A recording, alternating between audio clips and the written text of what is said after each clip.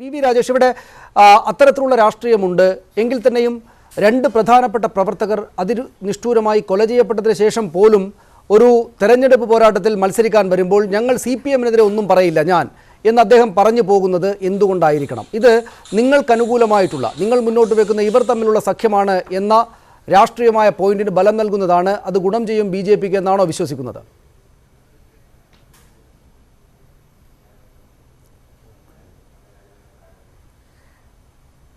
സനീഷ്, രാഹുൽ CPM-നെതിരെ പറഞ്ഞാലും പറഞ്ഞില്ലെങ്കിലും ഈ തെരഞ്ഞെടുപ്പിൽ BJP-ക്ക് തന്നെയാണ് രാഷ്ട്രീയമായി ജനങ്ങൾ കൂടുതൽ അംഗീകാരം നൽകാൻ പോകുന്നത്.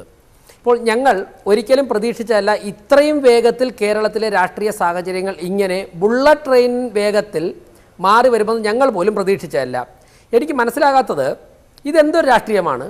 ഓൾ ഇന്ത്യ കോൺഗ്രസ് കമ്മിറ്റിയുടെ പ്രസിഡന്റ് ഒരു തീരുമാനം പറയുമ്പോഴേക്കും ഒരു സംസ്ഥാനത്തിലെ പ്രാദേശിക സാഹചര്യങ്ങളും അവിടുത്തെ ജനങ്ങളുടെയും അവിടുത്തെ പാർട്ടി പ്രവർത്തകരുടെയും മനസ്സ് മനസ്സിലാക്കേണ്ടത്. ഇപ്പോൾ രാഹുൽ ഗാന്ധി ഒരു അന്തം വിട്ട പ്രതിയെ പോലെയാണെന്നാണ് എനിക്ക് തോന്നുന്നത്. അതായത് അമേഠിയിൽ അദ്ദേഹത്തിന് ജയിക്കാൻ സാധിക്കില്ല, എങ്ങനെയെങ്കിലും അവിടെ കടന്നുകൂടണ്ടേ? അപ്പോൾ അതിനുവേണ്ടി അദ്ദേഹം ഏതു തരത്തിലുള്ള നിലപാട് സ്വീകരിക്കാൻ, ഒരു പഞ്ചായത്ത് തെരഞ്ഞെടുപ്പിൽ ചില സ്ഥാനാർത്ഥികൾ കാണിക്കുന്നതോളം നിലപാട് സ്വീകരിക്കാൻ വേണ്ടി അദ്ദേഹം തയ്യാറായിരിക്കുകയാണ്. ഒന്ന്, അദ്ദേഹം ഇടതുപക്ഷത്തെ ഒരു എതിരാളിയായി തന്നെ കാണുന്നില്ല, അദ്ദേഹം NDA മാത്രമേ എതിരാളിയായി കാണുന്നു. അത് ദേശീയ രാഷ്ട്രീയം. ഈ റഹീം ഒക്കെ ഇവിടെ ഉച്ചത്തിൽ സംസാരിക്കുന്നതിലപ്പുറം ദേശീയ രാഷ്ട്രീയത്തിൽ അവർക്ക് വലിയ പ്രസക്തിയില്ല, അത് വസ്തു തന്നെയാണ്. പക്ഷേ ഇവിടെ വരുമ്പോഴും മാർക്സിസ്റ്റ് പാർട്ടിയുടെ അക്രമത്തെക്കുറിച്ച് അദ്ദേഹം സംസാരിക്കണ്ടേ? മാർക്സിസ്റ്റ് പാർട്ടിയെ എതിർത്ത് അദ്ദേഹം സംസാരിക്കേണ്ട? മുല്ലപ്പള്ളി കഴിഞ്ഞ ദിവസം തുറന്നു പറഞ്ഞല്ലോ, പിന്നെ മാർക്സിസ്റ്റ് പാർട്ടി അക്രമത്തിൽ നിന്നും പിന്മാറാൻ തയ്യാറാണെങ്കിൽ സഹകരിക്കുന്നതിനെ കുറിച്ച് ആലോചിക്കാമെന്ന് മുല്ലപ്പള്ളി പറഞ്ഞു.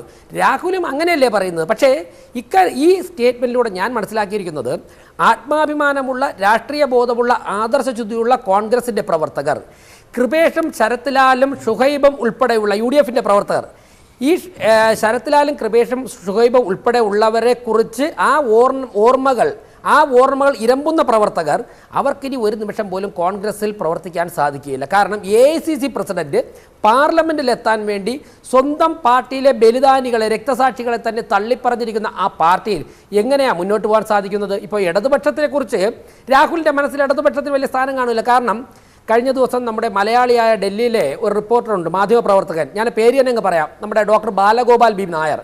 ബാലു ഒരു ഫേസ്ബുക്ക് പോസ്റ്റ് ഇട്ടിട്ടുണ്ട്. അതിൽ ബാലു പറയുന്നത്, ഇടതുപക്ഷത്തെക്കുറിച്ച്, ഇടതുപക്ഷത്തിൻ്റെ പ്രാധാന്യത്തെക്കുറിച്ച് ഒരു ദേശീയ തലത്തിലുള്ള കോൺഗ്രസ് നേതാവിനോട് ചോദിച്ചപ്പോൾ അദ്ദേഹം പറഞ്ഞത് അവർക്ക് വലിയ പ്രസക്തിയൊന്നുമില്ല, UPA മീറ്റിങ്ങിൽ അവരെ വിളിക്കാതെ നിന്നാൽ 4 ചായയും 8 ബിസ്ക്കറ്റും ലാഭം എന്നൊരു കോൺഗ്രസ് നേതാവ് പറഞ്ഞതായിട്ട് മാധ്യമപ്രവർത്തകൻ ബാലു പോസ്റ്റ് ഇട്ടിട്ടുണ്ട്. ഈ പ്രാധാന്യമാണ് UPAയുടെ നേതാക്കന്മാർ ഇടതുപക്ഷത്തിന് കൊടുക്കുന്നത് ദേശീയ തലത്തിൽ എന്നുള്ളത് വസ്തുതയാണ്.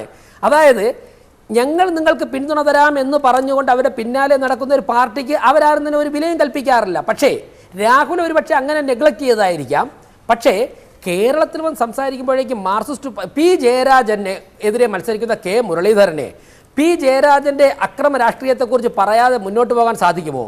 മാർക്സിസ്റ്റ് വിരുദ്ധ രാഷ്ട്രീയം മാത്രം കൊണ്ടു നടക്കുന്ന ശ്രീ K സുധാകരനെ കണ്ണൂരിൽ മത്സരിക്കുമ്പോൾ മാർക്സിസ്റ്റ് പാർട്ടിയുടെ അക്രമത്തെക്കുറിച്ച് സംസാരിക്കാതെ മുന്നോട്ട് പോകാൻ സാധിക്കുമോ? നേരത്തെ ഇവിടെ ബഹുമാനപ്പെട്ട അഡ്വക്കേറ്റ് ജയശങ്കർ പറയുന്നത് ഞാൻ അവസാനമാണ് ഞാൻ കേട്ടത്, രാജ്മോഹൻ ഉണ്ണിത്താൻ്റെ കാര്യത്തെക്കുറിച്ച് പറഞ്ഞ്. അപ്പോൾ എങ്ങനെയെങ്കിലും പാർലമെൻറ്റിൽ കടന്നുകൂടണം എന്ന് കരുതിയിട്ട് എല്ലാ മാർക്സിസ്റ്റ് പാർട്ടിക്കും മുസ്ലിം ലീഗിനും അടിയറ വച്ച് മുന്നോട്ട് പോകുന്ന ഈ രാഹുൽ ഗാന്ധി ദേശീയ രാഷ്ട്രീയത്തിൽ എന്ത് മാറ്റമാണ് വരുത്താൻ ഉദ്ദേശിക്കുന്നത്?